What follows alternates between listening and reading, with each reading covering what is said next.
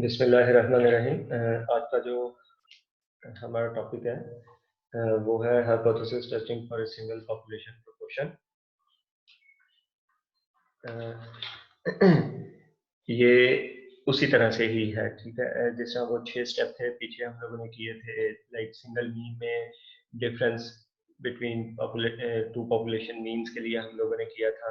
यहाँ पे भी ये वैसे ही है, बस चेंज कहाँ पे आएगा, वहाँ पे हम लोग मीन के लिए करते थे, यहाँ पे हम लोग प्रोपोर्शन के लिए करते हैं। और प्रोपोर्शन वही favourable outcome divided by total number of outcome, P had से या पी से हम लोग डिनोट करते थे। अगर आप लोगों को नहीं याद तो मैं आपको जो याद करवा दूँ, प्रोपोर्शन ये होती है कि favourable outcome divided by total number of outcome. हमारे पास जो आंसर आएगा वो हमारे पास एक्सक्यूज मी वो होगा, प्रोपोर्शन होगा। इसके 6 स्टेप्स हैं, मैं वो एक्सप्लेन कर देता हूँ आप लोगों को।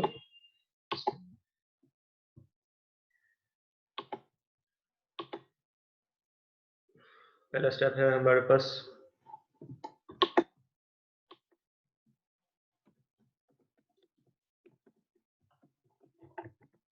हाइपोथेसिस का है, ठीक है। सेकंड स्टेप है हमारे पास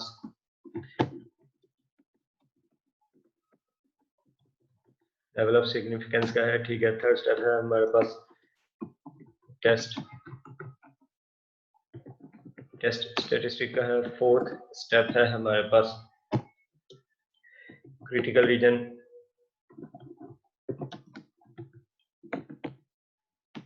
उसके बाद हमारे पास जो फिफ्थ स्टेप है वो है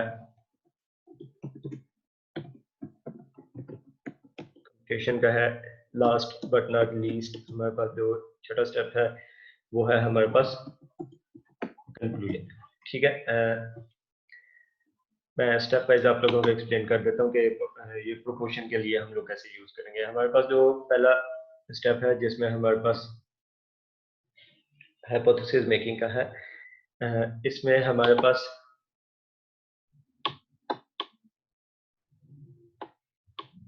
H0 और H1, इसमें जो इनइक्वालिटी बनेगी ये उसी तरह से ही होंगी। लाइक मैं कहता हूँ कि सपोज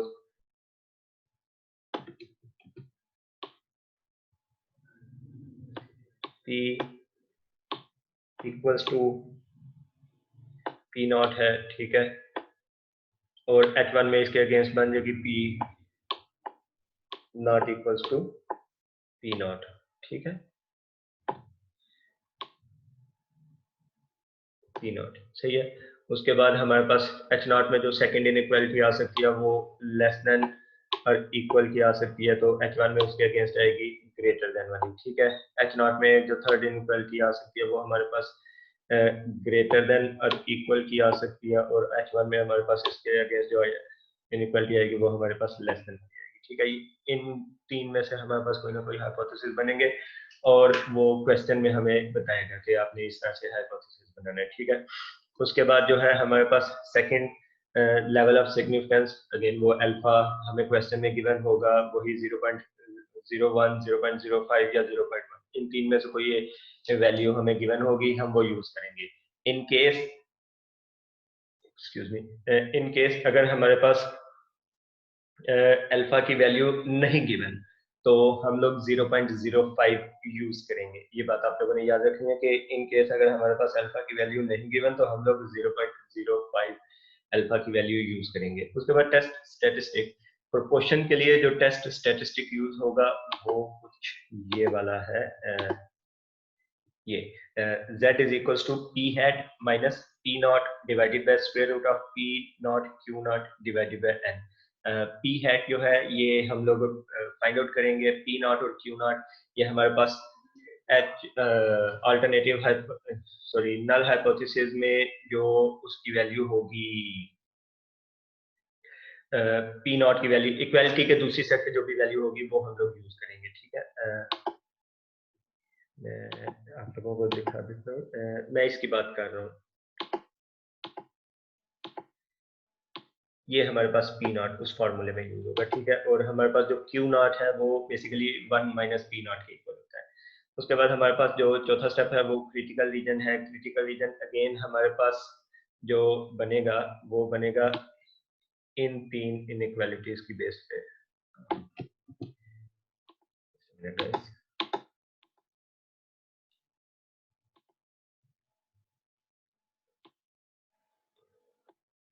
हमारे पास जो क्रिटिकल रीजन बनेगा वो इन तीन इनइक्वालिटीज की बेस पे बनेगा, ठीक है। यानी अगर तो हमारे पास इनइक्वालिटी होगी, ये वाली इनइक्वालिटी होगी, तो ये हमारे पास टू टेल का केस बनेगा, ठीक है।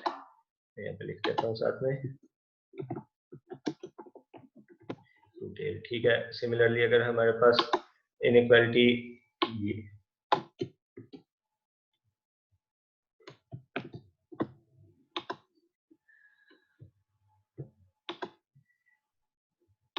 ये वाली या ये वाली हमारे पास इनइक्वालिटी बनेगी, तो इस केस में हमारे पास ये वन टेल का केस आ जाता है, ठीक है। ये हमारे पास टू टेल या वन टेल, यानी टू टेल में दोनों साइड पे, लेफ्ट साइड पे भी और राइट साइड पे भी बनेगा, और वन टेल में अगर हमारे पास ग्रेटर वाला है तो हमारे पास राइट साइड पे बनेगा, अगर हमारे पास लेस वाला है तो हमारे पास लेफ्ट साइड पे बनेगा, यानी नेगेटिव वाली साइड पे जाएगा, ठीक है। उसके बाद पांचवा स्टेप है कंप्यूटेशन का। कंप्यूटेशन में हम लोग वो, ये मैं आप लोगों को दोबारा से वो फार्मूला दिखा देता हूँ। उस फार्मूले में हम लोग जो वैल्यूज हैं वो पुट करेंगे, और पुट करने इस फार्मूले में, यानी z equals to p hat minus p not divided by square root of p not q not over n, इस फार्मूले में हम लोग वैल्यूज पुट अप करेंगे, और पुट अप करने के बाद हम लोग सॉल्व कर लेंगे। अच्छा, इसमें p नॉट, q नॉट और n की वैल्यू ये तो हमें गिवन होंगी। पी नॉट वो एच नॉट में हमारे पास जो इक्वालिटी की दूसरी साइड पे होगा वो वाली वैल्यू हम लोग कर लेंगे। क्यू नॉट हमारे पास बेसिकली 1 माइनस पी नॉट के इक्वल होता है। एन हमारे पास टोटल नंबर ऑफ ऑब्जर्वेशन या सैंपल साइज जितना भी है वो हमें गिवन होगा, हम लोग वो यूज करेंगे, ठीक है। उसके बाद जो मेन एक चीज बच जाती है वो है हमारे पास पी हैट। पी हैट का जो फॉर्मूला है वो मैं आप लोगों को बता देता हूँ। हमारे पास जो पी हैट का फॉर्मूला होता है वो होता है P hat equals to, favourable outcomes को इनको यूजली हम लोग x से डिनोट करते हैं, ठीक है, x डिवाइडेड बाय n, ठीक है। ये हमारे पास जो है फेवरेबल आउटकम्स, सॉरी प्रोपोर्शन का फॉर्मूला आ जाएगा, यानी p hat is equals to x over n, favourable outcomes divided by total number of outcomes. उसके बाद छठा स्टेप जो है वो कंक्लूजन का है, वो फिर हम लोग देख लेंगे कि हमारे पास जो टेस्ट स्टैटिस्टिक है वो किसमें फॉल कर रहा है, यानी एक्सेप्टेंस रीजन में हमारे पास फॉल कर रहा है या रिजेक्शन रीजन में, ठीक है। अभी हम लोग एक क्वेश्चन पे आते हैं, इंशाल्लाह इससे आप लोगों को ये सारा क्लियर हो जाएगा।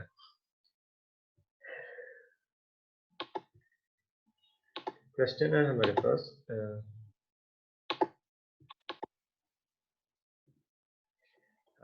ये 7.5.1 है। वो कह रहे कि Yakumin et al. ये कुछ पीपल हैं, conducted a survey among gynecologists, obstetricians in the Flanders region and obtained 295 responses, ठीक है। यानी उन्होंने जो सर्वे कंडक्ट किया उसमें उनको 295 ये रिस्पॉन्सेज मिले, ठीक है, टोटल, यानी ये हमारे पास बेसिकली n की वैल्यू आ गई है।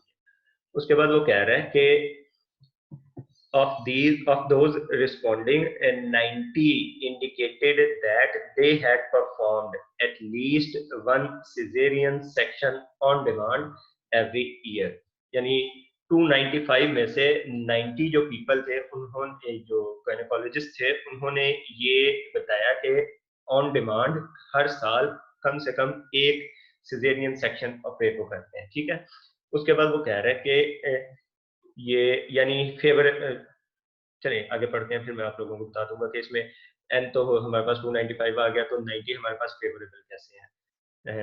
Does this study provide sufficient evidence for us to conclude that less than 35% of the gynecologist, ये जो उसने स्टेटमेंट लिखी है ना यहाँ पे, ये वाली conclude that less than 35%, ठीक है। बेसिकली ये चीज हमें बता रही है कि हम लोगों ने जो हाइपोथेसिस टेस्टिंग करनी है वो कौन सी करनी है, यानी हमारे पास जो H1 में इनइक्वालिटी बनेगी वो कौन सी वाली बनेगी, ठीक है। मैं दोबारा से इस स्टेटमेंट को रीड कर देता हूँ। Does this study provide sufficient evidence for us to conclude that less than 35% of the gynecologists obstetricians in the Flanders region performed at least one cesarean section on demand each year, देखें on demand easy है। जो चीज हमने test करनी है वो यही है कि at least one caesarean section on demand. ऊपर जो उसने 90 इंडिकेटेड का बताया ना, 90 रिस्पोंडेंट्स का जो बताया कि जी उन्होंने भी यही कहा कि 295 में से 90 रिस्पोंडेंट्स ऐसे थे जिन्होंने कहा कि दे डिड परफॉर्म,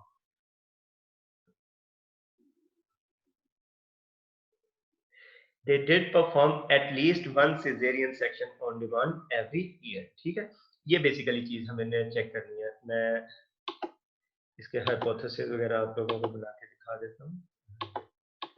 हाँ, हमारे पास जो पहला स्टेप है हाइपोथेसिस का वो है H नॉट और H1।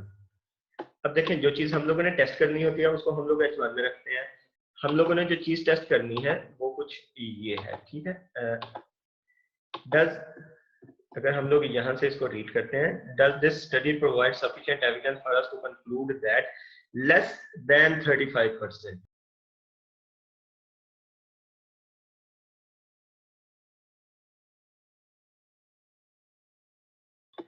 मेरी आवाज आ रही है आप लोगों को?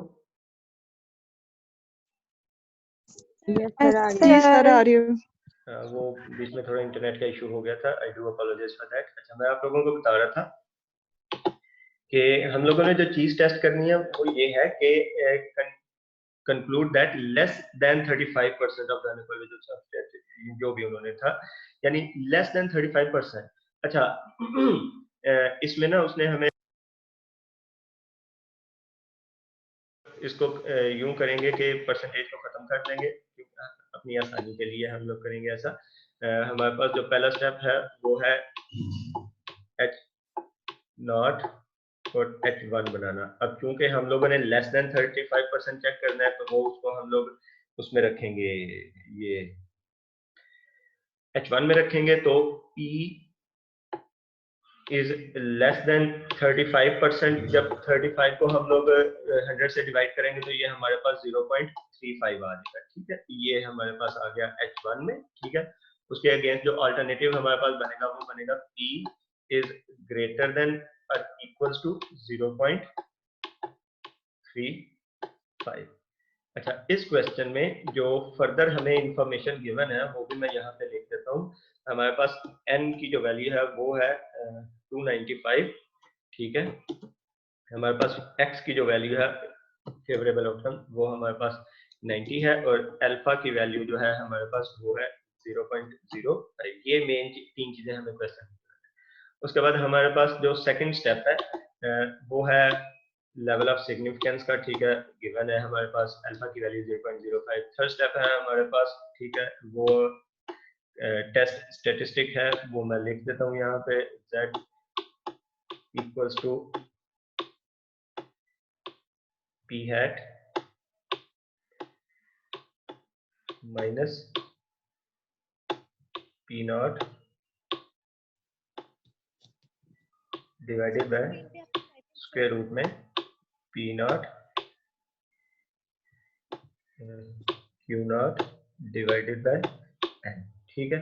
ये हमारे पास थर्ड स्टेप आ गया टेस्ट स्टैटिस्टिक का। फोर्थ स्टेप जो है वो हमारे पास क्रिटिकल रीजन का है। अच्छा, क्रिटिकल रीजन अगेन मैं आप लोगों को बताऊं कि जी हमारे पास H1 की इनइक्वालिटी पे डिपेंड करता है और H1 की हमारे पास जो इनइक्वालिटी है इस केस में वो है लेस वाली, यानी नेगेटिव साइड वाली, ठीक है। तो हमारे पास जो क्रिटिकल रीजन बनेगा वो कुछ इस तरह का बनेगा। इसका मैं कलर चेंज करता हूं।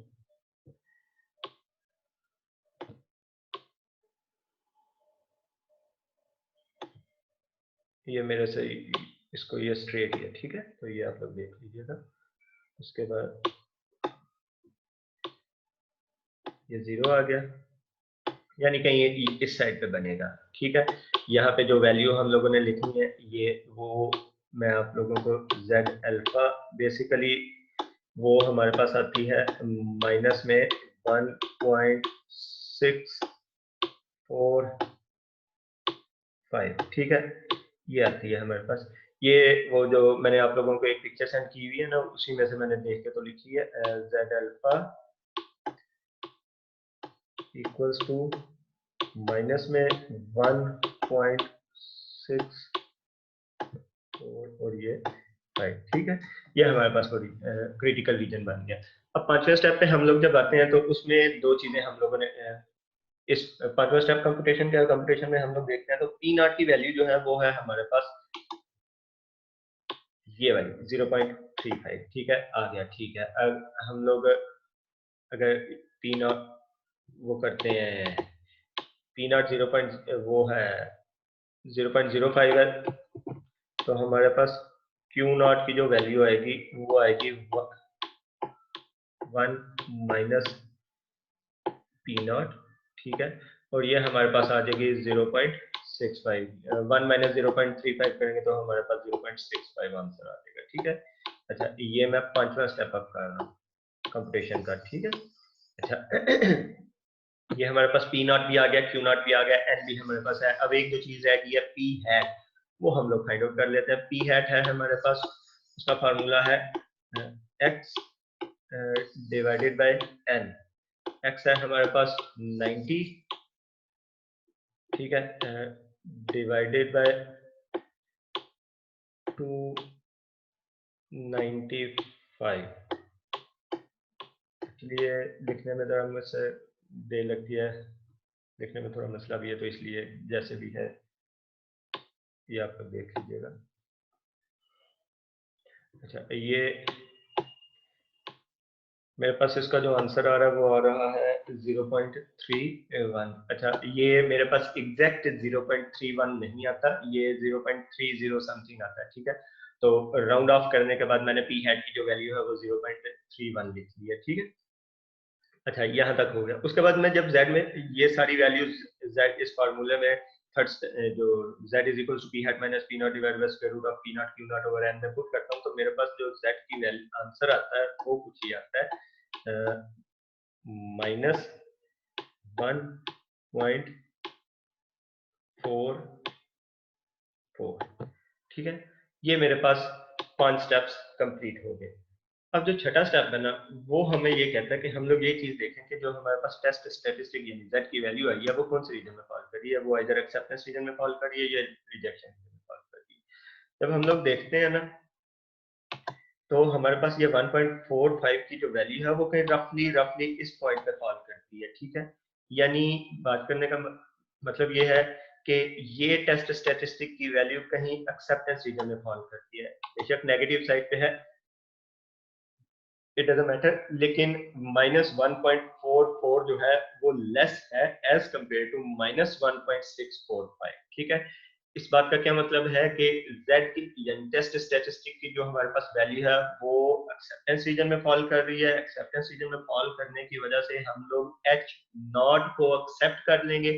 h नॉट को हम लोग अगर एक्सेप्ट कर लेंगे तो h1 रिजेक्ट हो जाएगा, और हमारा जो क्लेम होता है वो बेसिकली या जो चीज हम लोग टेस्ट कर रहे होते हैं वो हम लोग h1 में रखते हैं, और h1 में हम लोगों ने ये चीज टेस्ट की है कि लेस देन 35% है, तो वो हमारा जो क्लेम है वो रिजेक्ट हो गया है। क्यों? क्योंकि हम लोगों ने एच नॉट को एक्सेप्ट किया। देखें, दो हाइपोथेसिस है, एच नॉट और एच1, ठीक है। या हम लोग एच नॉट को एक्सेप्ट करेंगे या हम लोग एच1 को एक्सेप्ट करेंगे। अगर एच नॉट एक्सेप्ट हो रहा है तो एच1 रिजेक्ट हो जाएगा, अगर एच नॉट रिजेक्ट हो रहा है तो एच1 एक्सेप्ट हो जाएगा, ठीक है। ये बात छठा स्टेप, ये मैंने इसका वो जो मैंने आप लोगों को कल पिक्चर भेजी है उसके ऊपर मैंने कंक्लूजन लिखा हुआ है, since the value of test statistic falls in the acceptance region, ठीक है, सो वी कंक्लूड और we accept H not which means the claim is wrong। अच्छा, ये रॉन्ग का स्पेलिंग शायद मैंने गलत लिखे हैं, ये ठीक कर लीजिएगा। अच्छा, एक चीज देखें, हमारे पास टेस्ट स्टैटिस्टिक की जो वैल्यू है वो अभी एक्सेप्टेंस रीजन में फॉल कर रही है। एक्सेप्टेंस रीजन में फॉल कर रही है, हम लोग एच नॉट को एक्सेप्ट कर लेंगे। ये जो मैंने लिखा है ना कि which means the claim is wrong, मैं वो एक्सप्लेन कर रहा हूँ। देखें, जो चीज हम लोगों ने टेस्ट करनी है या जो क्लेम था वो हम लोग बेसिकली H1 में पुट करते हैं, टेस्ट करते हैं। यानी अभी उसने कहा था लेस देन 35%, हम लोगों ने H1 जो है वो P लेस देन 0.35 या 35% वो हम लोगों ने रख दिया। अब वो लेस देन नहीं है, वो ग्रेटर देन और इक्वल टू 35% है, ठीक है। तो ये हम लोगों ने वो टेस्ट कर दिया, यानी यहाँ तक हमारे ये 6 स्टेप्स कंप्लीट हो गए। उसके बाद हमारे पास जो सेकंड वो है क्वेश्चन है कि मैं एक दफा आप लोगों से डिस्कस कर लूँ, फिर उसके बाद मैं आप लोगों को कोई इशू है तो वो मैं फिर पूछता हूँ आप लोगों से। सेकंड हमारे पास क्वेश्चन है कि in an article in the journal Health and Place, ये दो पीपल है हुई and Bell, found that among 2428 boys aged 7 to 12 years, 461 were overweight or obese। यानी कोई एक स्टडी है जिसमें उन्होंने टेस्ट किया तो उनको पता चला जी कि ये 2428 में से यानी 2428 बॉयज में से जिनकी एज 7 ईयर्स से लेकर 12 ईयर्स तक थी, 461 जो है वो ओवरवेट है या ओबीज है। ठीक है, उसके बाद वो कह रहा है कि on the basis of this study can we conclude that more than 15% of the boys ages 7 to 12 in the sample population are obese or overweight, let alpha is equals to 0.05। ठीक है, इसमें देखें जो चीज हम लोगों ने टेस्ट करनी है, can we conclude that more than 15%, ठीक है, यानी greater than 15%। तो ये चीज हमें साफ पता भी चल रही है कि हम लोगों ने जो चीज टेस्ट करनी है या हाइपोथेसिस जो हम लोगों ने बनाना है उसमें H1 में हमारे पास ग्रेटर का साइन आएगा। मैं ये हाइपोथेसिस आप लोगों को बना देता हूँ।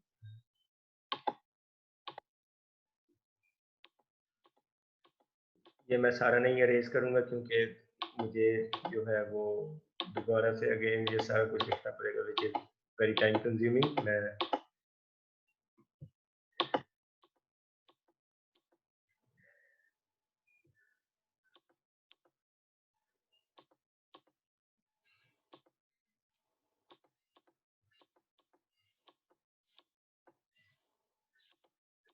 अच्छा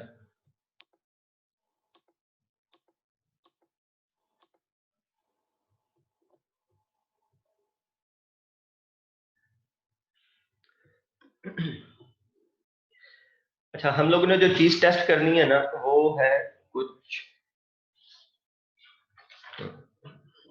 पहले हम लोग देख लेते हैं कि हमें इंफॉर्मेशन कौन कौन सी इस क्वेश्चन में गिवन है। ठीक है, सबसे पहले हमारे पास n की वैल्यू है विच इज 2428। ठीक है, उसके बाद हमारे पास x की वैल्यू है विच इज 461। अगेन हमारे पास अल्फा की वैल्यू गिवन है विच इज 0.05। ठीक है, उसके बाद हम लोगों ने जो चीज टेस्ट करनी है यानी क्वेश्चन में उसने हमें ये, मैं शेयर कर देता हूँ आप, ये जो चीज मोर देन 15%। ठीक है, तो हम लोगों ने ये चीज टेस्ट करनी है। अब ये जो चीज है ये हम लोग रख देंगे H1 में, यानी P इज ग्रेटर देन 0.15। ठीक है, इसके अल्टरनेटिवली हमारे पास P इज लेस देन और इक्वल्स टू 0.15, ये हमारे पास आ जाएगा H0 में। ठीक है, सेकंड स्टेप अगेन हमारे पास अल्फा की वैल्यू गिवन है which is 0.05। Third step statistic यही वाला यूज होगा, p hat minus p not divided by square root of p not q not over n। उसके बाद हमारे पास जो चौथा स्टेप है क्रिटिकल रीजन का। अच्छा, अब देखें क्रिटिकल रीजन मैंने आप लोगों को पहले भी बताया है कि हमारे पास जो है वो डिपेंड करता है direction given in alternative hypothesis, यानी H1 में हमारे पास जो डायरेक्शन गिवन है, अभी के केस में हमारे पास जो H1 में डायरेक्शन गिवन है वो ग्रेटर की है। तो इस चीज से हमें पता चल रहा है कि हमारे पास जो क्रिटिकल रीजन बनेगा वो राइट साइड पे बनेगा, वो कहीं इस तरफ करके बनेगा। ठीक है, हमारे पास यही वाली वैल्यू 0.05 के अगेंस्ट यही वाली 1.645 ही आती है। तो मैं लिख देता हूँ यहाँ पे z अल्फा इक्वल्स टू 1.6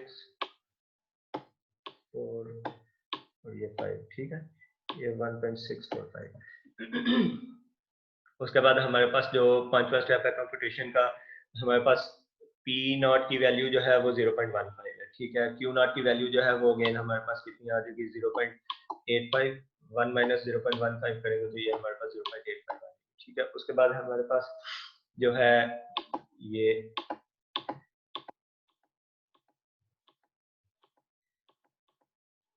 यहाँ से हम लोग जब वो करेंगे वैल्यूज पुट करेंगे, लाइक x की और n की वैल्यूज पुट करेंगे, which in this case are 461 divided by 2428।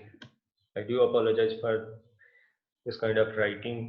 ठीक है, इसको सॉल्व करने के बाद हमारे पास जो आंसर आएगा वो आएगा 0.19। अच्छा, ये अगेन 0.19 एग्जैक्ट नहीं आता, ठीक है, ये आप लोगों ने देख लेना कि इसका क्या आंसर आता है, मैंने राउंड ऑफ करके तो लिख दिया।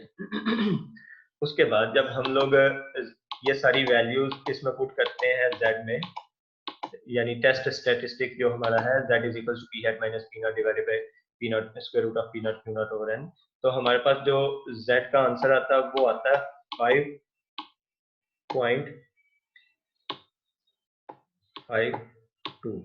ठीक है, ये हमारे पास आंसर आता है। अब देखें, ये वाली जो वैल्यू है हमारे पास टेस्ट स्टैटिस्टिक की, ये कहीं रिजेक्शन रीजन में फॉल कर रही है। ठीक है, ये कहीं इस जगह पे फॉल कर रही है, कहीं पे भी फॉल कर रही है। बहरहाल ये 1.645 से ग्रेटर है, इस बात का मतलब ये है कि ये कहीं रिजेक्शन रीजन में फॉल कर रही है। इस बात का क्या मतलब है कि हम लोग H0 को रिजेक्ट कर देंगे। H0 को अगर हम लोग रिजेक्ट करते हैं तो अल्टीमेटली हम लोग H1 को एक्सेप्ट करेंगे। अब चूंकि हम लोगों ने जो चीज टेस्ट करनी होती है वो हम लोग H1 में रखते हैं, और टेस्ट मतलब जो क्लेम है, यानी जो उसने कहा है कि मोर देन 15% जो बॉयज हैं between age 7 and 12 they are overweight and obese या ओवरवेट और ओबीज। ठीक है, तो वो स्टेटमेंट या वो क्लेम जो है वो ठीक है। जो इसका मैंने कंक्लूजन ये लिखा हुआ है, ये मैं रीड करके बता देता हूँ। Since the value of test statistic falls in the rejection region, ये मैं वही जो पेजेस मैंने कल आप लोगों को सेंड किए ये मैं उसी से रीड कर रहा हूँ। पेज नंबर 19 के एंड पे है, since the value of test statistic falls in the rejection region so we reject H0 and the claim is right. ठीक है, ये यहाँ पे आके तो हमारे जो है 6 स्टेप्स कंप्लीट हो गए हैं। ठीक है, अभी जो है आप लोग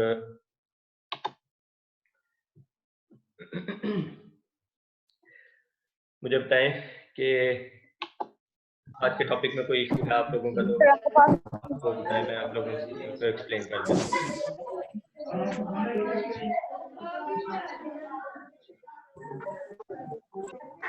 अगर आप लोगों को कोई इशू है आज के लेक्चर में तो मुझसे पूछें, मैं आप लोगों को एक्सप्लेन कर देता हूँ।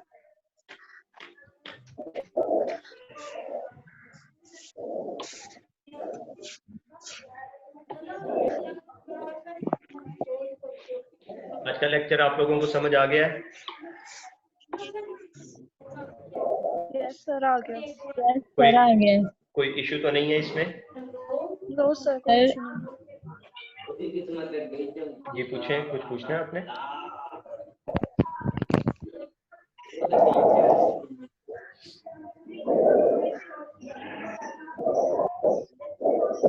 ये आप लोगों को क्लियर है आज का लेक्चर? कोई मसला तो नहीं है, कोई इशू तो नहीं है?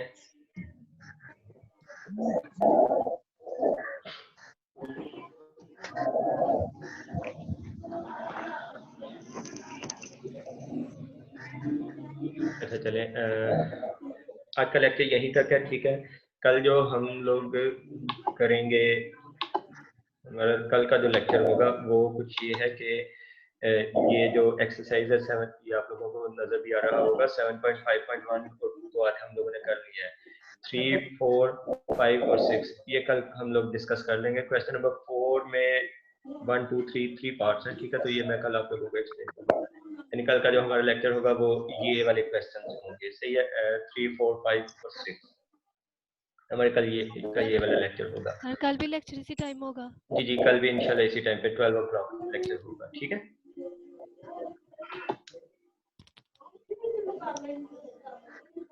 कल का लेक्चर भी आप लोगों का 12 o'clock ही होगा। ठीक है, ये बात आप लोगों ने याद रखनी है।